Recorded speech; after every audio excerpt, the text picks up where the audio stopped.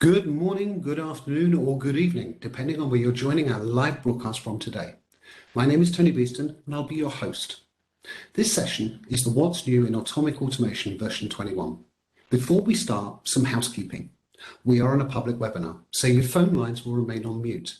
Please use the Q&A area in WebEx on the right-hand side to raise any queries from today's presentation. Kai will go through these at the end. This webinar is being recorded, and the link will be emailed to you and posted in the next automation newsletter, as well as into the Automic Automation community. Now, with that done, I would like to introduce you to our speaker. Kaj Wierda is the Senior Product Line Manager for Automic Automation here at Broadcom, and so is the perfect person to take us through what's new in version 21. So without further ado, Kaj, the floor is yours. Hello, and thanks, Tony, for the warm introduction. And thanks, everyone, for joining our session today. We have quite a good turn-up, I see. So as Tony said, my name is Kaj Wierda. I lead the product management team for Automic here at Broadcom. And no surprise, today's session is all about the long-awaited new version of Automic Automation, version 21. Now, in case you are wondering if you have missed the release, do not worry, right? We jumped from version 12.3 to version 21, as we have now adopted a new versioning scheme that matches the year of release. So before we go into the highlights of what's new in version 21, I'd like to present some aspects of our product strategy. As we look at the automation space, there are a number of areas that demand our focus and also continue to drive our investment. Starting with, how do we help our customers make the cloud work for them? We have a lot of discussions with customers about this topic. For example, how or where they want to deploy the automation solution. We also discuss cloud automation challenges, as the workloads our customers run have also evolved. And this really is the next big challenge we see in their digital transformation cycle. So is Automic still a good fit? Ultimately, we want to enable our customers to run their business critical workloads where and when they want, and also be cloud agnostic at the same time. How do we help our automation customers in delivering a better service to their business? We want to predict risk to the business service in real time and as early as possible, so we can fix it before there's any impact. And we want to be able to provide the analysis or intelligent insights to take us to the core of the problem, reducing impact. And that's the reason why we bought Terma. And related to this is also our Aiops story, where Automic adds value to help IT operations team with reducing MTTR, or mean time to repair. Of course, we'd like to widen the automation consumption and continue to be the standard solution that supports the automation needs of the wider business. And we already see this today, right? Customers now ask us, how do I automate this with Automic versus what solution do I need to buy? So we will be the right solution for your future needs and continue to deliver innovative automation solutions.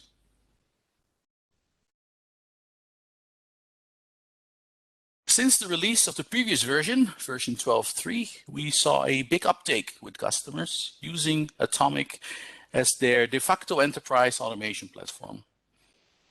Really dare to drive multiple automation capabilities using a single skill set and paving the way to centralizing enterprise-wide automation best practices by forming so-called automation centers of excellence.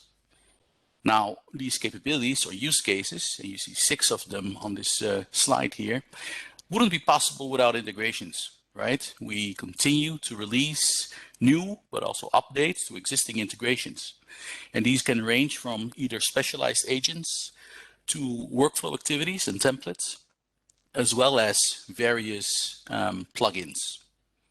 Now, to highlight the most important capabilities and use cases, I'll talk briefly about all 6. So Automic Automation Intelligence, previously known as TERMA, provides the intelligent insights as to service levels, risk assessment due to impact of changes, critical path management, as well as end-to-end visibility across multi-scheduling environments. Our hybrid cloud automation capabilities provide on-demand infrastructure, optionally with self-service facilities. Continuous delivery automation to enable consistent application deployment. Workflow orchestration, and this is what most customers use Automic for, to manage complex workloads across business applications, as well as other automation platforms. And then we have customers who are harnessing the power of data by automating data collection, data consolidation, data preparation tasks in context of their big data initiatives.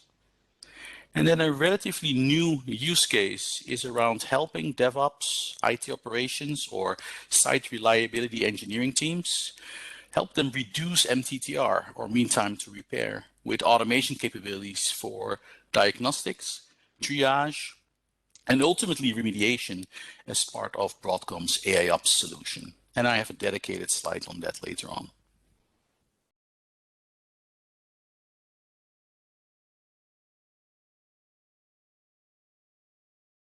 Now over to Automic Automation Intelligence, the TERMA acquisition. This complements Automic as it helps our customers avoid SLA breaches. But its value is broader than for Automic alone, right? It works with other products from the Broadcom automation portfolio. And also we continue to invest so that it works with third-party automation solutions as well. So it's also a perfect match to add value to Automic alone, but also for scenarios where we're using Automic as the automation manager of managers. Now, since the acquisition, we invested in a connector framework, and we created and released our first connector to Automic. And this was shortly followed by a new connector for BMC, as well as most recently a connector for ESP. And Automic customers who are moving to subscription-based licensing are now all entitled for automation intelligence. And this further extends the value that Automic provides to your business. All the features that made TERMA successful are still being improved. And also we continue to make progress on a web-based user interface.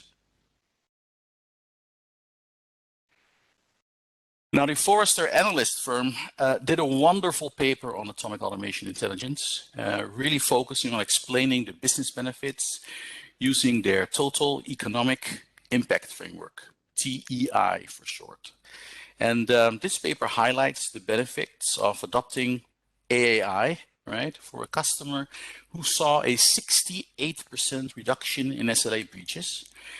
And it turned out to come to saving over $1 million, which turned to be a ROI of less than 3 months. So I highly recommend all Automic customers to have a look at this paper, especially since you are entitled to automation intelligence once you are on subscription-based licensing. And my colleague will be sharing the links and any links that I will show on slides via the WebEx chat window as well.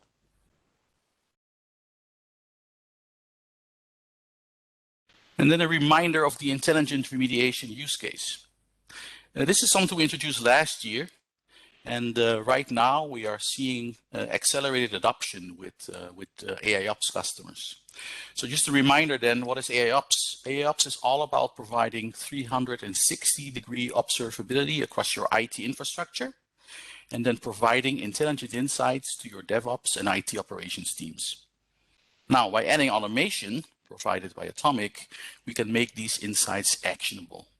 Right? And this helps your DevOps and IT operations team to realize new levels of efficiency because there's less reliance on expensive level 2 and level 3 subject matter experts. But thanks to automation, we also help reduce mean time to repair. Again, this use case and also all the required functionality is now part of Automic Automation version 21 and also available for those customers who are on subscription-based licensing. If you would like to know more about Aiops, I suggest you visit our website and read all the information there is about the Aiops solutions that Broadcom provides. So now the moment you have been waiting for, what's new in Automic Automation version 21? And let's start with the first topic, which is TLS. Now, with the adoption of cloud, but also due to recent events or fairly recent events, such as the infamous SolarWinds hack, we are seeing a renewed focus on security with our customers. Now, we've always had strong security built into our software, right? But although we use industry standard encryption, we've used a proprietary communications implementation. And customers have asked us to support an industry standard. And this is why we are introducing TLS-based secure communication for all the Automic intercomponent communication.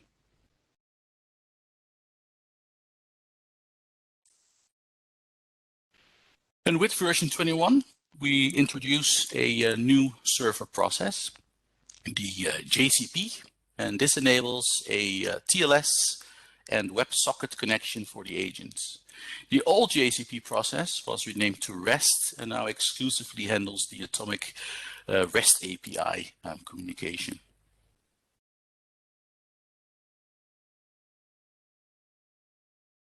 We still take into account that our customers may not be able to upgrade their agent real estate overnight. Some of you have a very large amount of agents deployed. So to this end, we provide a new component called the TLS Gateway.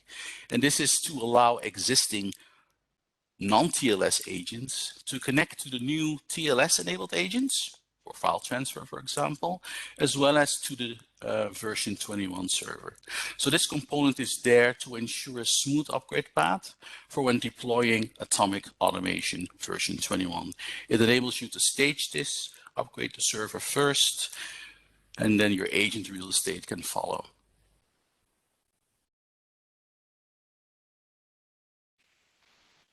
So TLS is a major change, and it's worth noting that TLS is not an option, right? You cannot turn it off either. So it is very important to be prepared for this topic, specifically on certificate management, which certificates to use, and do this before considering the upgrade to Automic Automation version 21. Now, we have prepared several documents that provide guidance on what kinds of certificates to use, how to use them, as well as 3 complementary how-to guides. And these how-to guides walk you through at various levels of detail in how to handle TLS certificates in preparation of your upgrade to Automic Automation version 21. Now, these papers and articles can be found on the Broadcom Enterprise Software Academy using the link that is displayed on the slide here. Again, my colleague will be sharing these links via the chat capability of WebEx.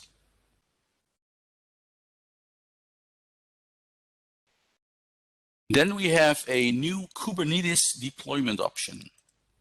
So why a Kubernetes deployment option? Again, in response to customers who have asked us, hey, we have made the investment in cloud, we are accelerating this adoption of cloud, and we really need to better leverage our investment in cloud. So we responded by providing this Kubernetes deployment option and changing the way how customers can deploy, scale, and upgrade Automic by using the Kubernetes capabilities. And by making use of Kubernetes, we also greatly reduce operational complexities while at the same time providing a cloud agnostic approach. And as mentioned in the beginning, this is also part of our strategy to enable our customers to run their business critical workloads where and when they want.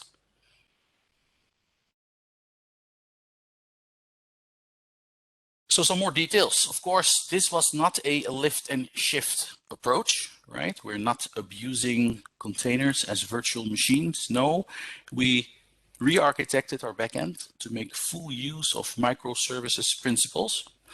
And also important, we're not forcing you, our customers, to now jump to Kubernetes, right? We will continue to have our standard binary distribution alongside this Kubernetes deployment option.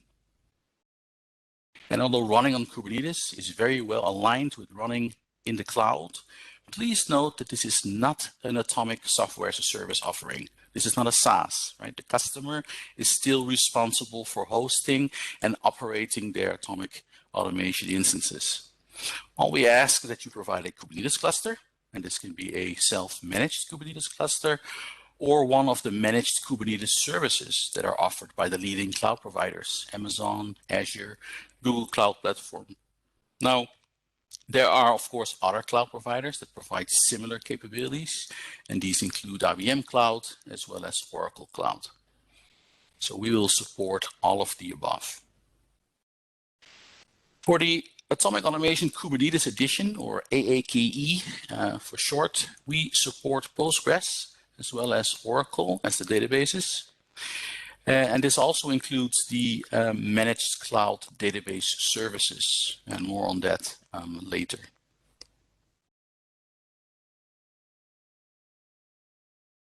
So when deploying Automic on Kubernetes, customers will be able to fully leverage the Kubernetes ecosystem, as well as the associated tool chain, to help operationalize their business critical workloads. And again, thanks to Kubernetes and its ecosystem, this allows for new levels of efficiency while greatly reducing operational complexity.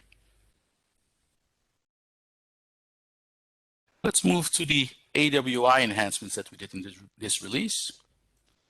So in version 12.3, the previous version, we reached that point where we could sunset our legacy Java-based user interface and offer a 100% browser-based experience to our customers.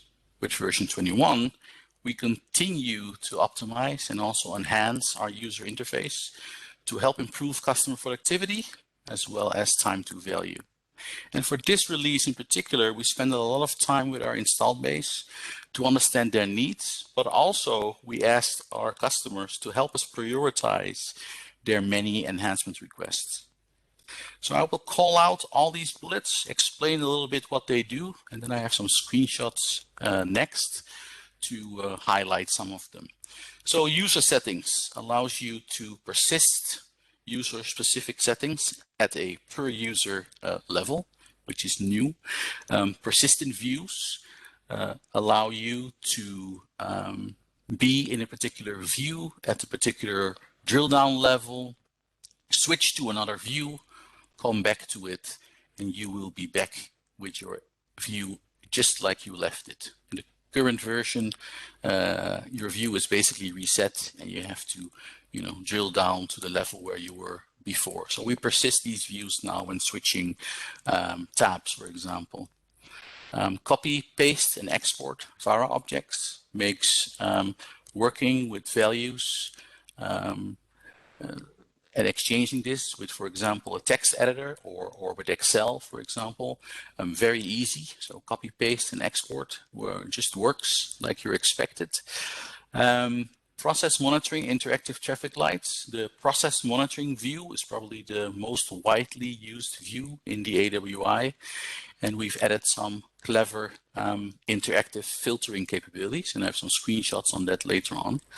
When working with scheduling objects, we now support drag and drop. So this makes working with these a lot more efficient and easier. Bulk operations, again, selecting multiple objects and then using the context menu to perform multiple operations has been greatly improved with version 21. And last but not least, we have basically revamped the whole concept of tooltips as it comes to workflow tasks. And I have some screenshots for this. Let me move to the next slide. So on the left is the existing 12.3 view. I see my workflow object. I hover over it and I see basically this tooltip, whereas on the right, you see that the tooltips have been greatly expanded and they also contain a lot more information.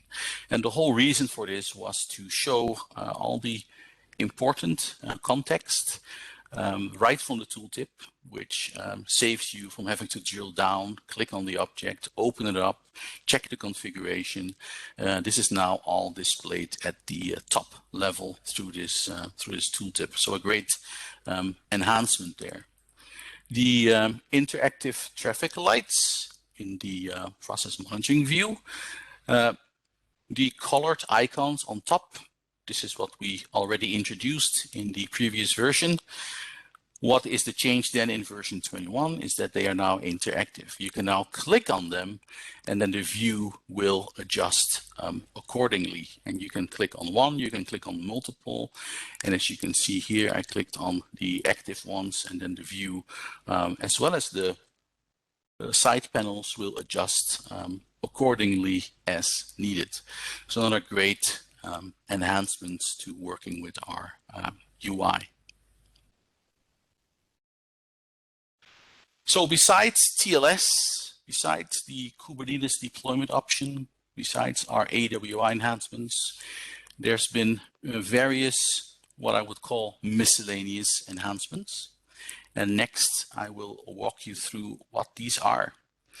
So as I said, when I discussed the Kubernetes Deployment Option, we also support managed cloud database services. So in particular, Amazon, Azure, and Google provide managed database services. And examples there are on the list. This is also reflected in the compatibility matrix that we provide on the Automic Download Center.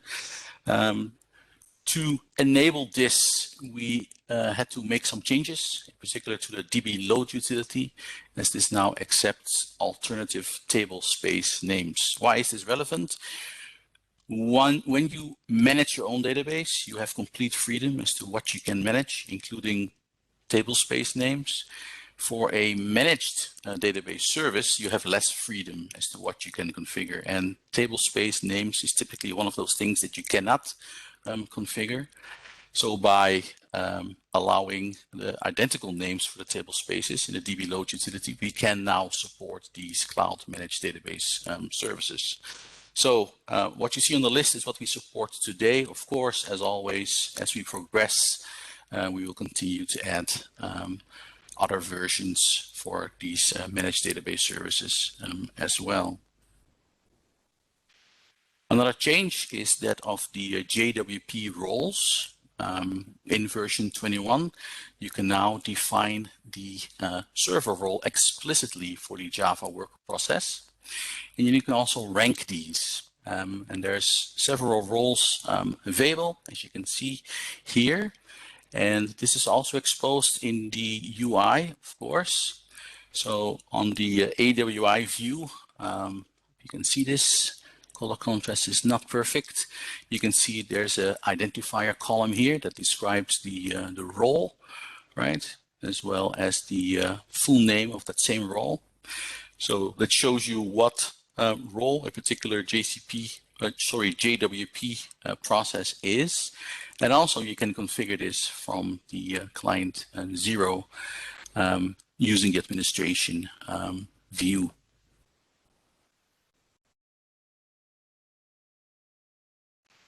As with all releases, we continue to extend the automation engine, the REST API. So what's new in version 21?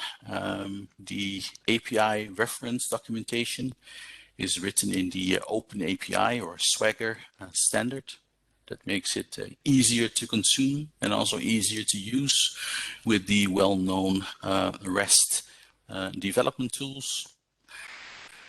We've made a minor change to the REST API authentication. It still supports basic password authentication, be it now TLS secured, but also passwords that were created using Atomic's own encryption utility are now supported for REST API authentication.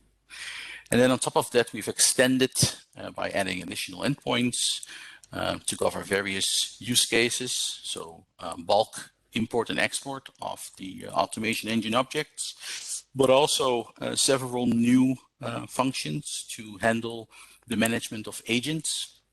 Creating, deleting, deploying agents can all be controlled through the REST API. And then also how RA solutions are loaded. It had to be done exclusively through the DB load utility, but this can also be accomplished using the REST API starting with version 21. So here's a snapshot of the new methods that we introduced in version 21.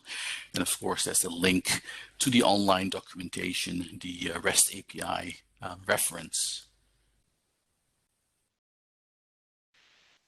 So one more thing we added was on the dashboard or analytics side. The analytics widgets would not refresh automatically before version 21, and this was done because of additional load that this could create when refreshing the entire dashboard. So with version 21, we addressed this, and you can now set a refresh frequency for each widget in the analytics dashboard.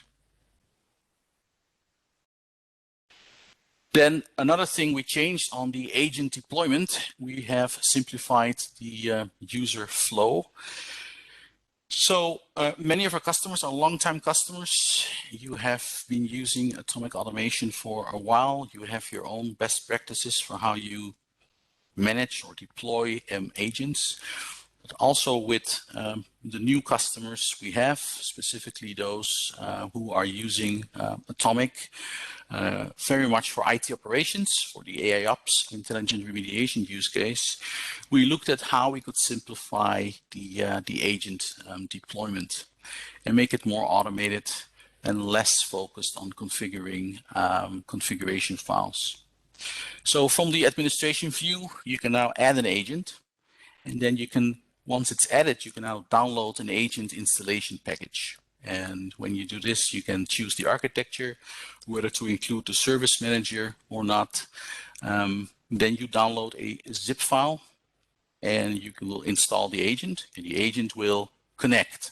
So with as few clicks as possible, you will be able to deploy an agent.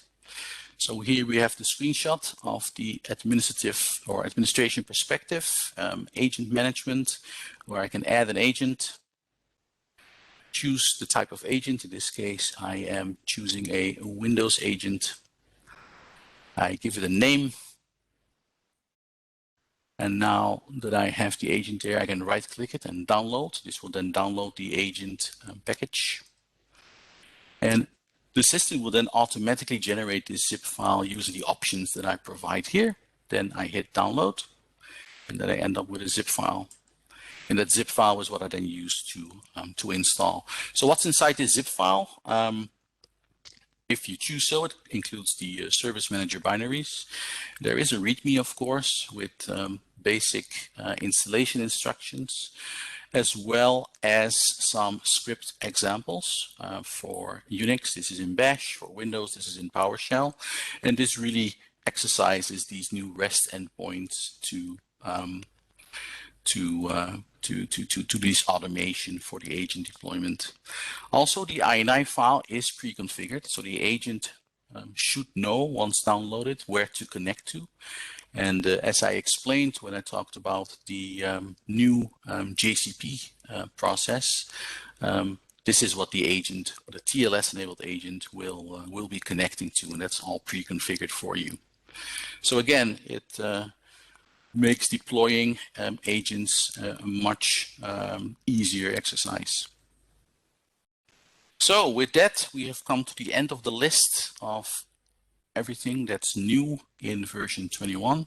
I have some general announcements to make.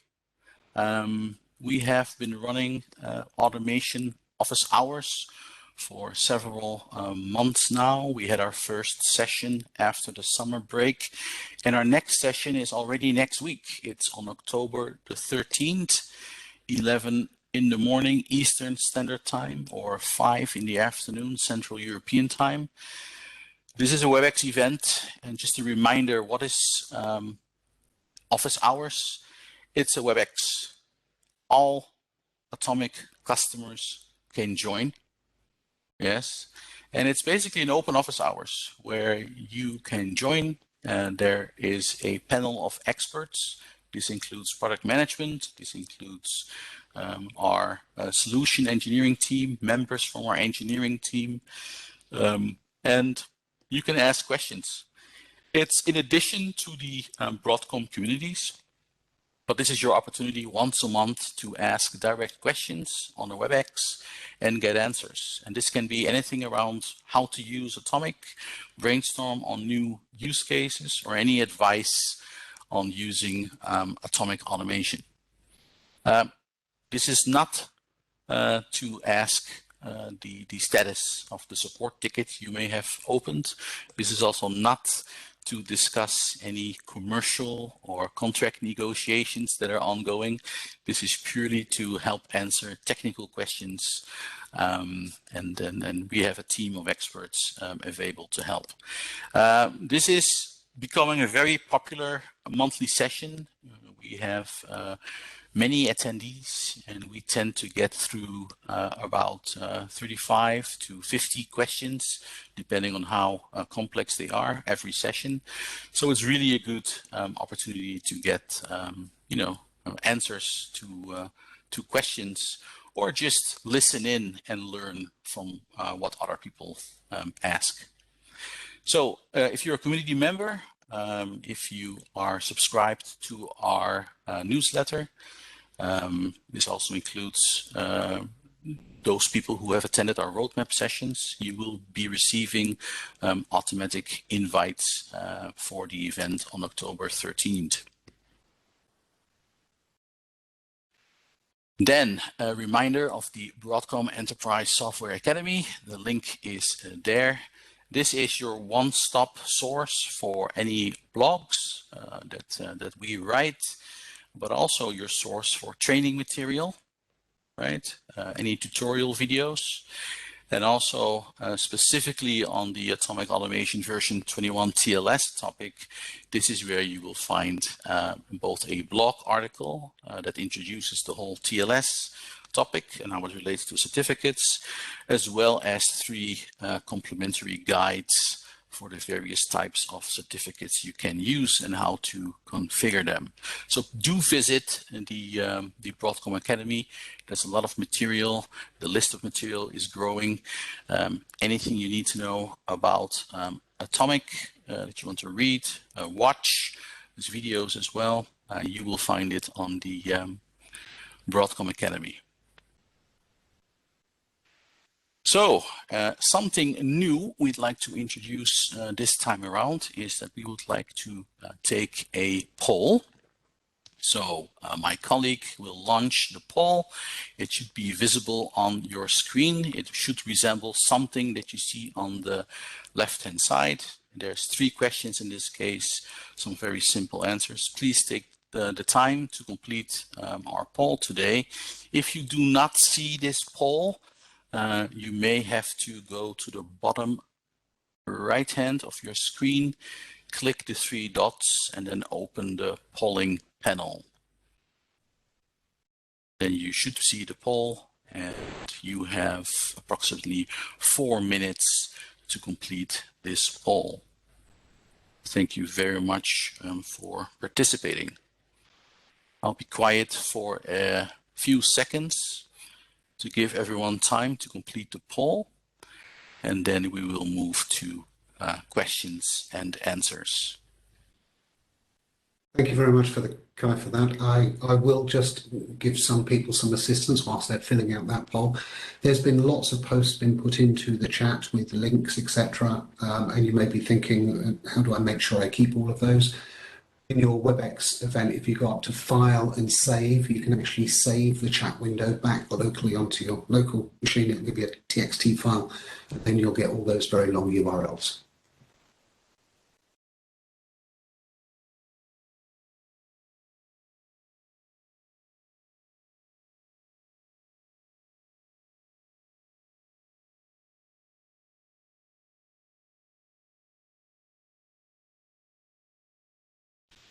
So we are 1 minute, well, almost 2 minutes in to the poll. I think we can, while the poll continues for another 2 minutes, we can start with the Q&A part of this session.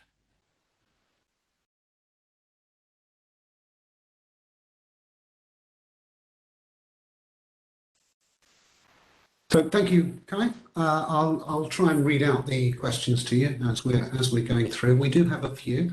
I will warn the audience that if the question ends up being super technical, bits and bytes, etc., we may defer this to the next office hours, that we've mentioned to you before, and I've sent you the registration link just as a warning. So your first question, Kai, is now that you use the year of release as version number, can they assume the next release will be version 22? Well, it's a very good assumption, yes. Even though I cannot commit to a release date for the next version, yeah, it's very logical that the next version will indeed be version 22. Thank you for that. So the next question that I can see I've got here is I'm assuming I'm going to change the question. Is the zero downtime feature still available in v21? Yes, this is still there and also fully supported. A word of caution though, if you're using the Kubernetes Deployment Option, the whole upgrade paradigm changes completely, and zero downtime upgrade is not applicable to that kind of deployment mode. But for the, let's say, regular Automic Automation deployment, the zero downtime upgrade is still fully supported, as well as the centralized agent update concept. Okay, I think you answered this one as we went along. It's quite a long question, but I'll read it out verbatim. Is using TLS mandatory for the components mentioned, or is it optional? We are planning for an upgrade from v12.1 to 12.3. Do you recommend us to go to v21? We're concerned because it appears there are many changes from v21 from 12.3. Well, the changes from 12.3 to version 21 were all covered in today's session. Yes, the big change, of course, is TLS. And yes, it is mandatory. However, as I said, your existing agent real estate that may still be of the older pre-version 21 version, we still allow you to connect these agents to the version 21 server. So even though TLS is mandatory, cannot be turned off, older agent versions can still connect to the version 21 server. And to this end, we provide the TLS gateway. And again, the TLS gateway can also be used to enable file transfer, direct agent-to-agent file transfer from a pre-version 21 agent to a version 21 TLS-enabled agent.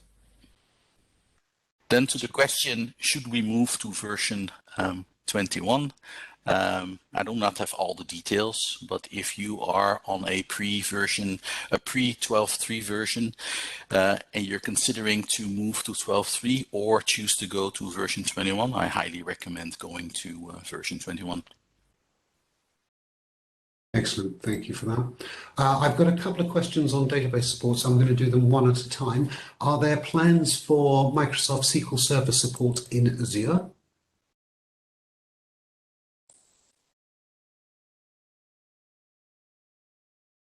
Sorry, I was muted. Are there plans for Microsoft SQL Server support in Azure? So I assume what is meant here is the managed SQL Server service offering from Azure. This depends on demands.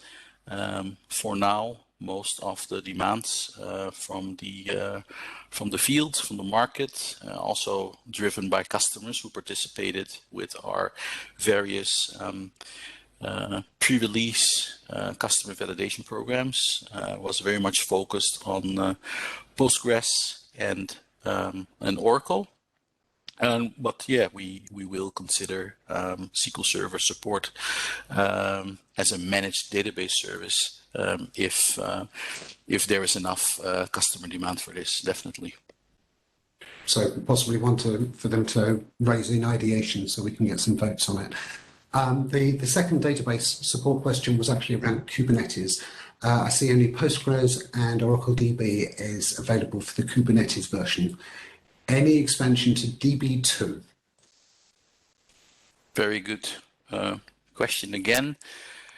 I'm looking at the Kubernetes ecosystem and how this is being used and also the ecosystem that surrounds it. It's very much cloud, it's very much also open source. So Postgres is definitely the most dominant database we see there, followed by our Oracle. We've had 0 DB2 requests in this context. So it's highly unlikely at this point in time that we will consider DB2. But again, as always, this is driven by customer demand. So if you'd like to see this happen, happy to have that conversation, and also raising this via the ideation system on Broadcom Kubernetes should be a first step in that process. Mm-hmm.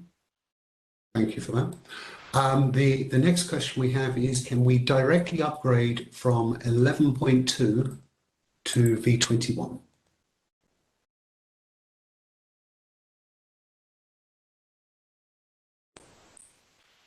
I think the answer to that is yes. And this is typically a question that we get in the office hours. But I think the answer to that is yes. Okay. And I can see I've got a couple of questions here asking when we're intending to end support for 12.3. Is that something you already know?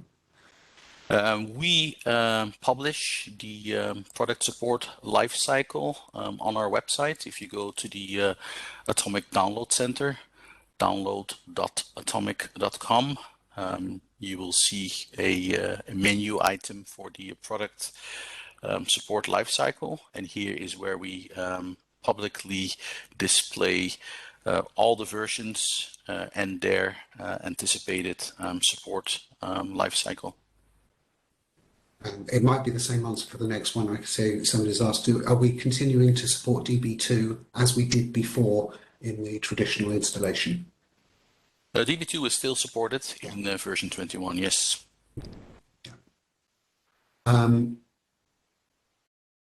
Okay, I had another question, just so people know, there was another question about upgrading directly from 12.1. It's going to have the same answer that has already given for the earlier version that's within there. Yep, I see a lot of technical questions. Yes, I may not be able to answer all of these. Exactly. So one question I can answer is, will this presentation be available? We won't publish this presentation, but this is being recorded, and that recording will be placed, and you'll actually receive an email for it, as well as posting into the newsletters and the community. So you should be able to get to the video, but not the presentation itself. I'm trying to find the next one that would be relevant. There was a question about receiving the WebEx links for office hours. I mentioned about saving the chat window. I've already put the link to the office hours registration page in the chat. So if you do file, save chat, you'll have all of the links that I've put out at the moment. Right, is the backwards compatibility given in the example scripts, function, and so on if you upgrade from 12.2 to 21? So I think, is there backward compatibility in the script functions? Okay.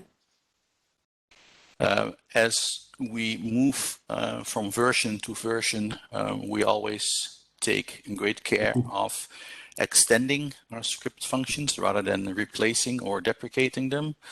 So yes, there is backward compatibility there. Yeah, exactly. Conscious of time, so I'm trying to I've got somebody here who's asking a question. Is it possible to install the agent in a container and deploy it in Kubernetes? I believe the answer to that is yes, but I'll let you as the expert answer that. Again, a very technical question. The theoretical answer is yes. I also know of some customers who have already done this. The big question, of course, is this supported? If you call support today and you have an issue with your agent, and then one of the first questions would be, where is it running? What operating system? And you say it's in a container, then the answer today is that's not supported. Now, because and you will see this in our next roadmap session, one of the themes on our roadmap is actually cloud automation, and topics like containerizing the agent or how to handle containerized workloads is actually all part of the roadmap. And therefore you will see this support becoming official in the next version or before even, depending on the topic. Again, more details you will see in our next roadmap session. I'm just looking for the date when that is. The next Automic Automation roadmap session will be this month still, on October 26. Okay, thank you for that. One that should be a lot easier. Will there be v21 training material available? Good question, and the answer to that is yes. We've already started, and we have released our first batch of v21 specific training material. Again, available on the Broadcom Academy. Training is available as self-paced web-based training. There's videos, and what we have released already is specifically on the TLS topic. So again, please visit the Broadcom Academy for that. And we have more new training courses and materials being worked on as we speak. The next question, I know you covered within the presentation, but I think it's worth reiterating. Can you use previous version agents that didn't support TLS with v21? Yes, you can. Again, to that end, we have the new TLS gateway component, again, to facilitate connecting your existing or older agent versions to the version 21 server. I can notice there's quite a lot of questions, quite rightly, around certificates. I actually helped formulate or format, should I say, I shouldn't claim much credit, to the documents that we mentioned earlier on, or Kai mentioned earlier on. So I would direct you first of all actually to that blog, because it actually goes through all, not just your decision process on what sort of certificates what type of certificates you might want to use, but actually how to implement and where they need to go and how they need to go. And if you're still stuck after reading that, I would suggest coming back to the office hours that we've mentioned, which is very soon, so that you can actually ask the question in person there. Next question for you, Kai, is this customer participated in the customer validation program for v21. So first of all, thank you, customer, for doing that. Will you continue to involve customers for any new features that you're developing as we move forward? Yes, we will. I'm actually in the process of kicking off new customer validation projects for the new topics we have started to work on. So yeah, we will continue to engage our customers in the customer validation. I'll be sure to mention that again in both the upcoming office hours session, as well as in our next roadmap presentation, who to contact to participate in validating some of our new features, and work with us to ensure we deliver the right feature that's valuable to you in a future version. Certainly. I'm just trying to find the next question that's I will warn you, if I don't get to your question, because it's very technical, I will be downloading these afterwards, so I'll probably be reaching out to you.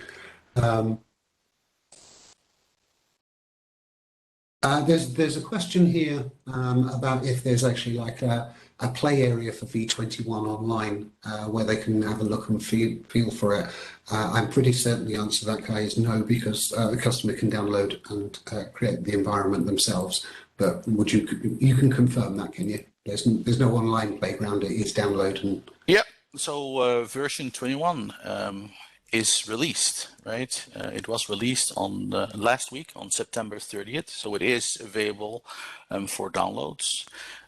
So to that end, we don't provide a playground, even though we did provide one for customer validation leading up to the version 21 release. So if you would like to try version 21, you can try this today. You can download it from the Automic Download Center. Okay, that's cool. Thank you very much for that. I must admit, thank you very much for your questions, but a lot of these are fairly deep technical. I will be loading them for the next office hours, but you need to turn up for that, I'm afraid. I'm just trying to see what else we have. There was a question about when the next roadmap presentation is. Kai's already answered that once, and I've also put the registration link in for that, so you can actually see where it's actually going on. And one question, I'm not sure if you'll know the answer to this, Kai, so I'm going to try and see. Currently, you open multiple browsers to look at different objects. Is there any enhancements in v21 to actually make that easier? I thought they now actually opened up in multiple tabs within the same window. Yes, we make full use of the browser's tab functionality, and we also make full use of the ability for, let's say, moving from tab to tab, or even transporting content from one browser tab to the next tab, or even one browser tab within a browser to another browser window. So yeah, we provide a lot of flexibility actually on using the functionality the browser itself provides. I thought that was the case. I'm sorry for dropping that. I think we've had a follow-up question on that play area for v21.